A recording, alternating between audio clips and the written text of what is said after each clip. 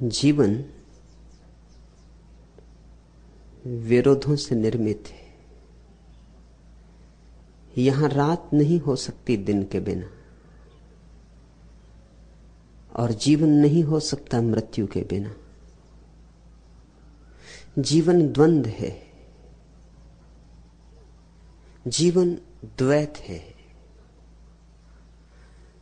द्वैत के बीच जो तनाव है वही जीवन का आधार है। इसलिए जो द्वंद्वातीत हो गया फिर उसका कोई जीवन नहीं, फिर उसका कोई आवागमन नहीं। त्याग और भोग इसी द्वंद्व का एक अंतरतम पहलू है, एक आंतरिक जगत इसी द्वयी का, इसी द्वंद्व का। अगर भोगा नहीं तो त्याग का तो अर्थ भी समझ में ना आएगा। त्याग में अर्थ ही क्या है? भोग का अनुभव ही त्याग में अर्थ डालता है। जिसने अंधेरा नहीं देखा वह रोशनी को पहचान सकेगा? लाख बरसती रहे रोशनी सूरज से और चांद से और तारों से, मगर जिसने अंधेरा नहीं देखा उससे रोशनी का कुछ पता ही ना चलेगा। प्रकाश की परिभाषा ही ना बनेगी। प्रकाश की परिभाषा ही अंधकार से बनती। अंधकार की लक्ष्मण रेखा खींचे बिना तुम प्रकाश के वर्तुल को पहचान ना पाओगे। इसलिए अंधकार एकदम व्यर्थ नहीं। व्यर्थ इस संसार में कुछ भी नहीं। व्यर्थ भी व्यर्थ नहीं, क्योंकि व्यर्थ का बोध ही सार्थक के अनुभव में ले जाता है। जिसने असार को असार की तरह पहचान लिया उसे सार के मंदिर का द्वार मिल गया। तुम कहते हो जब त्यागना ही है तो भोग की बात ही क्यों? लेकिन त्याग का विचार ही कैसे उठेगा? त्याग का विचार कहां से उठेगा? भोग की पीड़ा ही त्याग का विचार बनती। भोग का दंश, भोग का नरक। भोग को भुगतोगे नहीं तो त्याग का आयाम ही आवृत रह जाएगा, आच्छादित रह जाएगा। द्वार खुलेंगे नहीं। द्वार पर तुम चोट ही तब करोगे जब भोग की पीड़ा इतनी सघन हो जाएगी कि और न सह सकोगे। जैसा मैंने कहा कि जीवन द्वंद्व है, हर पहलू पर द्वंद्व, वैसे ही इस वक्तव्य का भी दूसरा पहलू है। तेन त्यक्तेन भुंजिता। इसका अर्थ ऐसे तो साफ है कि जिसने भोगा उसने छोड़ा। तेन त्यक्तेन, उसने त्यागा। भुंजिता, जिसने भोगा, जिसने भोग को जाना उसने त्यागा। ये एक पहलू। दूसरा पहलू यह है जिसने त्यागा उसने ही भोगा। तेन त्यक्तेन भुंजिता, छोड़ा जिसने, भोगा उसने।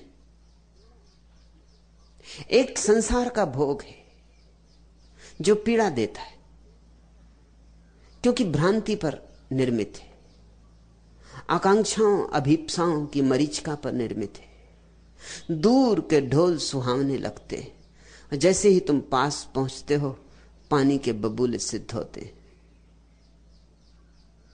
जब तक नहीं मिलता कुछ, जब तक दूरी बनी रहती, तब तक आकर्षण बना रहता। मिला कि आकर्षण गया। पास आए, दूरी क्या मिटती है? पानी की आकांक्षा पर भी पानी फिर जाता है।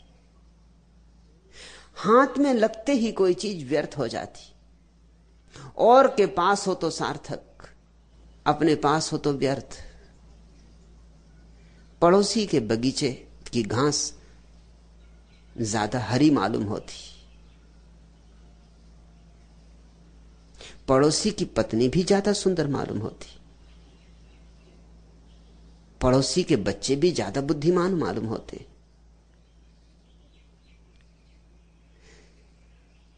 निकटता से देखोगे बस भ्रम टूट जाता है। भोग संसार का टूटना ही है, पानी का बबूला है कि मरुस्थल में प्यास के कारण देखा गया जल स्रोत है। पलटू कहते हैं सपना यह संसार। सपना जब तक चलता है तब तक सच मालूम होता है, सपने से ज्यादा सच कुछ और मालूम होता है। सपने में कैसी कैसी चीजों पर भरोसा कर लेते हो, बिल्कुल बेबूझ को भी मान लेते हो। सपने में अपनी पत्नी से बात कर रहे हो और अचानक पत्नी नदारद हो गई, घोड़े से बात करने लगे, इसको भी मान लेते हो। पत्थर की मूर्ति चलने लगती सपने में, इसको भी मान लेते हो। कल मैंने खबर पढ़ी, मनीला में एक आदमी रात जोर जोर से चिल्लाने लगा, स्काई लैब, स्काई लैब। सारी दुनिया में हवा गिरने की, अब गिरा तब गिरा।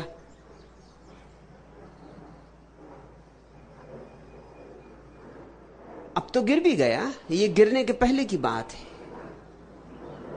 अब तो गिर गया समुंदर में। यह आदमी अपने बिस्तर में चिल्लाने लगा, स्काई लैब, स्काई लैब। घर के लोगों ने समझा कि मजाक कर रहा है, होगा मजाकी स्वभाव का, लेकिन वो सच में ही सपना देख रहा था, एक दुख स्वप्न देख रहा था कि स्काई लैब गिरा। और घबराहट उसे इतनी हुई कि उसका हार्ट फेल हो गया। न कहीं कोई स्काई लैब, न कहीं कुछ गिरा अभी, और वो आदमी मर भी गया। वो सपने से जाग ही ना सका। इस आदमी की आत्मा अगर कहीं भटकेगी तो मानती रहेगी कि स्काई लैब के गिरने से देह छूटी, क्योंकि अब सपने के टूटने का कोई उपाय नहीं।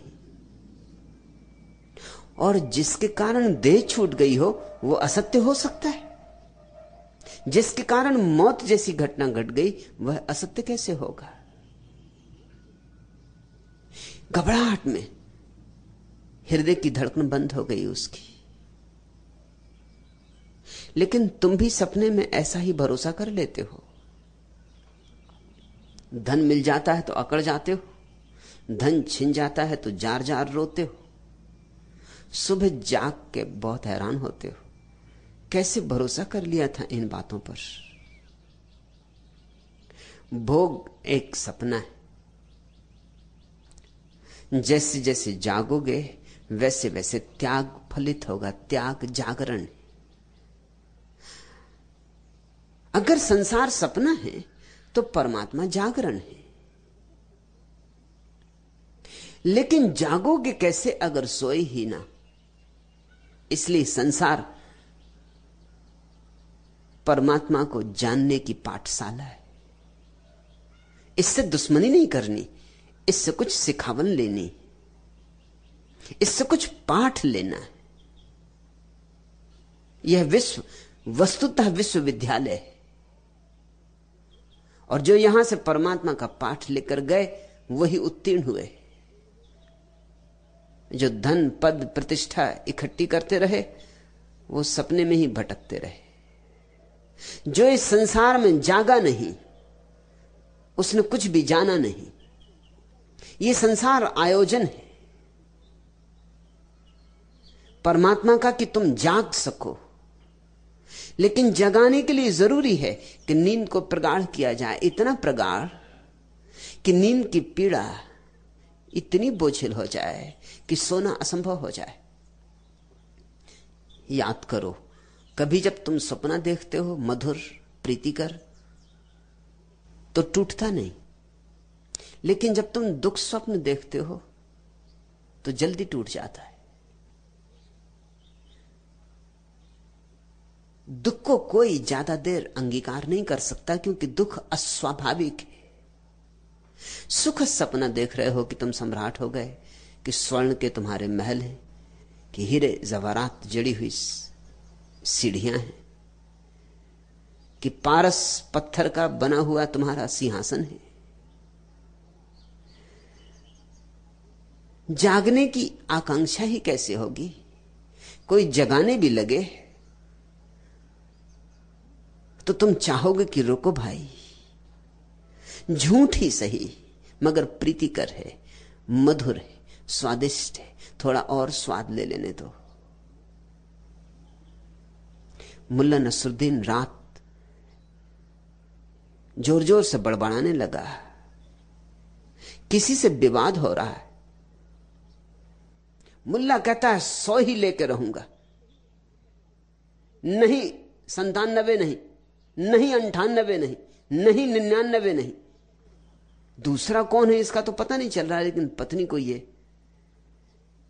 सुनाई पड़ रहा है मुल्ला जो कह रहा है। पड़ा है किसी 99 के चक्कर में। नहीं 99 भी नहीं कहता, 100 ही लेके रहूंगा। पत्नी ने जगा दिया कि नाहक क्यों नींद खराब कर रहे हो? कहां का 99, कहां का 100? दुकान कर रहे हो क्या? रात भी पिंड नहीं छोड़ते ग्राहक तुम्हारा। अब रात तो कम से कम शांति से सो। मुल्ला बहुत नाराज हो गया। मुल्ला ने कहा सब खराब कर दिया। बात बिल्कुल तय होने के करीब थी। अब बीच में मत बोलना। आंख बंद कर ली और बोला कि हां भाई वापस लौट आओ। मगर अब कौन वापस लौटे?